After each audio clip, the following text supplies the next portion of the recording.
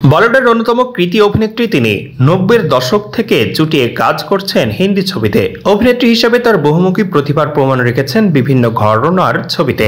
Romantic comedy হোক বা action crime, সবেতে সাবলীল রানী মুখোপাধ্যায়। 2014 সালে যশরাজ ফিল্মসের কর্ণধার আদিত্য চোপড়ার সঙ্গে গাঁটছড়া বাঁধেন অভিনেত্রী। 2015 সালে তাদের কোলে আসে কন্যা আদিরা। আদিত্য রানীর বিয়ের পর 11 বছর পেরিয়ে গিয়েছে। এবার জানা গেল বিয়ের পর থেকে নাকি রানীকে বিয়ের থেকে সাপসাপন্ত করেন পরিচালক আদিত্য। স্বভাবের দিক থেকে প্রচার বিমুখ আদিত্য।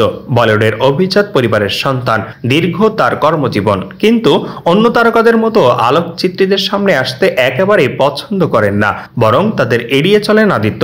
ছবি তোলানো একেবারেই পছন্দ নয় তার। বেশ কয়েক বছর আগে এক সাক্ষাৎকারে রানীকে প্রশ্ন করা হয় আদিত্যকে ক্যামেরার সামনে আসার বিষয়ে। অভিনেত্রী জানান, তার স্বামী আলোকচিত্রীদের সামনে নয়, তার ফোনের ক্যামেরায় ছবি তুলতে স্বাচ্ছন্দ্য বোধ করেন। শুধু তাই নয়, তিনি দাবি করেন অভিনেত্রী রানীকে বিয়ে করার পর থেকে যে আদিত্যকে নিয়ে উৎসাহ বৃদ্ধি পেয়েছে, এই বিষয়টি ভালো চোখে দেখেন না পরিচালক। রানী বলেন, পরিচালক বলেই আদিত্য সাধারণ মানুষের ভিড়ের মধ্যে মিশে থাকতে ভালোবাসে।